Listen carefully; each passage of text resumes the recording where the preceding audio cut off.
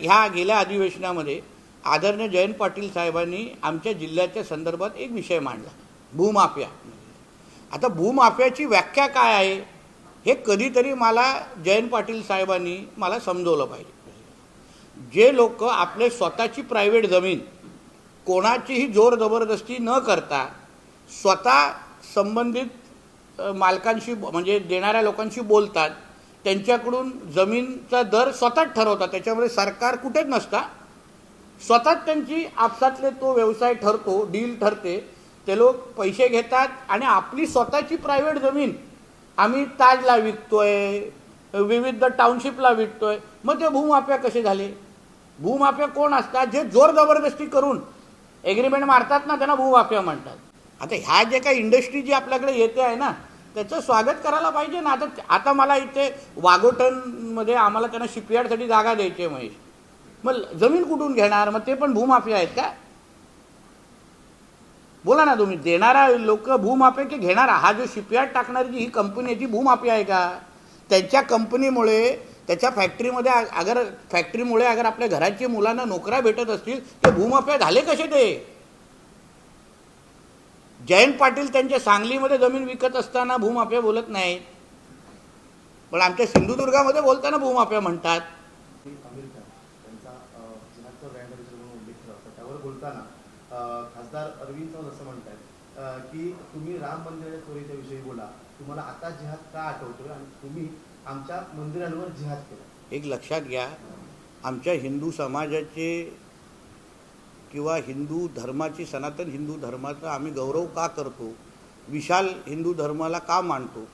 कारण का आमच्या भगवद्गीतामध्ये चांगल्याला चांगलं म्हणणं आणि वाईटाचा विरोध करणं हे उल्लेख केलेला आहे.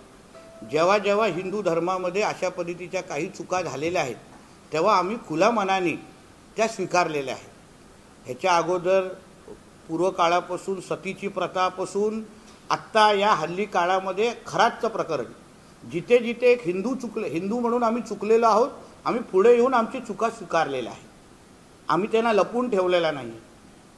म्हणून चुका सुधारणं आणि परत एकदा उभं राहणं ह्यालाच हिंदू म्हणतात, ह्यालाच आमचं सनातन हिंदू धर्म म्हणतात. पण तसाच विषय आपण इस्लामबद्दल बोलू शकतो का? कुराणबद्दल बोलू शकतो का? कारण का इस्लाममध्ये तुम्ही जिहाद करा, लोकांना मारून टाका, कोणाची आबरू लुटा, त्यांना समर्थनच करतात. असंख्य जे अतिरेकी आहेत, निदा खानच्या केसमध्ये आम्ही बघितलेले आहे, त्या निदा खानला समर्थन करणारे असंख्य मुस्लिम समाजाचे मुल्ले मौलवी पण आम्ही पाहिलेले आहेत.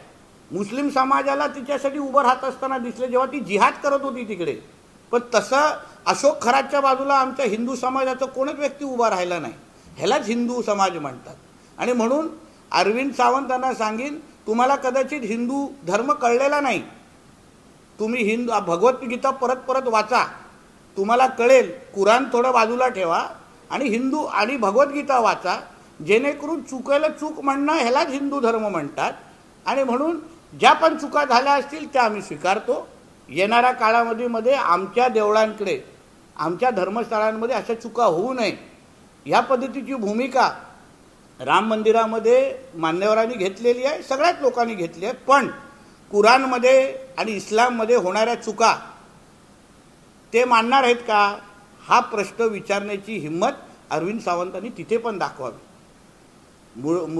मुर्शिदाबादमध्ये, पश्चिम बंगालमध्ये, मुर्शिदाबादमध्ये हे लोक बाबरी मस्जिद बांधत आहेत. तिकडच्या पण दानपेटीचा फार मोठा घोटाळा झालेला होता काही महिन्या अगोदर. का उल्लेख केला नाही उद्धव ठाकरेंनी? का आंदोलन केलं नाही अरविंद सावंतनी आणि त्यांच्या आदित्य ठाकरेंनी? जो न्याय तुम्ही मंदिरांना लावला तो न्याय मस्जिदींना पण लावा ना. म्हणजे जिहादांची आणि पाकिस्तानाची भाषा आज अरविंद सावंत आणि त्यांचे उद्धव ठाकरे जी बोलतायत असा माझा स्पष्ट आरोप आहे. हिंदू धर्माला बदनाम करण्याची सुपारी त्या लोकांनी घेतलेली आहे. धन्यवाद. चला. जयंत पाटलांची बैठक झाली, प्रफुल्ल पटेल आणि सुनील तटकरे सुद्धा होते. एनडीए सोबत शरद पवार जातील अशी चर्चा झाली. बघा, हा शेवटी वरिष्ठ पातळीवरचा निर्णय आहे. पण आमच्या ह्या राज्यामध्ये सब कुछ देवाभाऊ आहे. सगळे रस्ते, सगळ्या ज्यांना आपलं आयुष्य बनवायचं आहे आयुष्य सुखर करायचं आहे त्यांनी देवाभाऊच्या मार्गावर जावं. आणि म्हणून ज्यांच्या तुम्ही नाव घेतलं आहे, पहिलं तो राजमार्ग होता सागरपर्यंत, आता तो राजमार्ग आहे वर्षापर्यंत. म्हणून आमच्या या महाराष्ट्रामध्ये सब कुछ देवाभाऊ हे एकवर आमचं राज्य चाललं आहे. सर, मतदारसंघ पुनर्रचनेची जे विधेयक होतं ते पुन्हा मांडलं तर शरद पवारांची राष्ट्रवादी त्याला सपोर्ट करेल असं अमित शहाच्या बैठकीत सर्वपक्षीय बैठक झाली, त्यात सुप्रिया सुळेंनी माहिती दिली. चांगली गोष्ट आहे, सकारात्मक गोष्ट आहे. शेवटी मतदारसंघ पुनर्रचना ही आज आपल्या देशाची गरज आहे आणि म्हणूनच केंद्र सरकार त्या दृष्टिकोनातून पावलं टाकतं आहे. वाढलेली लोकसंख्या आणि बदललेली डेमोग्राफी या दृष्टिकोनातून मतदारसंघ पुनर्रचना होणं गरजेचं आहे.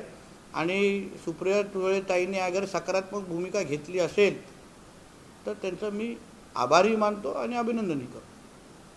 ठाकरेंच्या शिवसेनेच्या रामरक्षा पटलच्या उपक्रमानंतर आता काँग्रेस रामभक्त आस्था जागरण अशी 19 जुलैपासून सुरू करणार. अरे जिहाद्यांची भाषा बोलणारे, मुस्लिम लीगचे कपडे घालून सर तन से जुदा बोलणारे अगर आमच्या रामदेवताच्या जवळ येत असतील तर त्यांचं मी स्वागतच करतो. बघा, घर वापसी करणाऱ्या प्रत्येक व्यक्तीचा मी हिंदू समाज म्हणून मी त्यांचं स्वागतच करीन. काल त्यांना सर तन से जुदा अल्लाह ओ अकबर शिवाय काय सुचत नव्हतं आणि आज त्यांना जय श्रीराम म्हणायचं अगर सुचत असेल तर एक हिंदू म्हणून मला ह्याचा अभिमान आहे. म्हणून काँग्रेस असो, उभाटा असो, ज्यांना आपल्या परत धर्माकडे यायचं असेल, घर वापसी करायचं असेल तर त्यांना हात पुरे करून आम्ही त्यांचं स्वागतच निश्चित पद्धतीने करू. संजय राऊत असं म्हणतात की एकनाथ शिंदे दिल्लीला जाताना महाराष्ट्रातून चोरी केलेलं गाठोडं घेऊन जाऊन अमित शहाना भेटतात अशा प्रकारची. आता तो त्यांच्या गाडीचा ड्रायव्हर तर नाही ना. ते एकनाथ शिंदे साहेब दिल्लीला जात असताना काय घेऊन जातात हे त्यांच्या ड्रायव्हरनाच माहिती असेल. तर कदाचित आता सामनाच्या संपादकाची नोकरी सोडून एकनाथ शिंदेंचा नवीन ड्रायव्हर हा संजय राजाराम राऊत असू शकतो. आपल्याला जसं आता चिपी विमानतळ पण तुम्हाला सांगतो, 2 फ्लाईट फ्लाय 91 आणि इंडिगो या 15 ऑगस्ट, फ्लाय 91 तर 15 ऑगस्टच्या अगोदर सुरू होत आहे. सगळ्या परवानग्या करत ACS ट्रान्सपोर्ट म्हणजे सचिव ट्रान्सपोर्टनी फायनल रिपोर्ट केंद्र सरकारकडे पाठवलेला आहे. माझ्या हिशोबाने चिपी ते नवी मुंबई एअरपोर्ट ते फ्लाईट 15 ऑगस्टच्या अगोदर चालू आहे. ABP माझा, उघडा डोळे बघा नीट.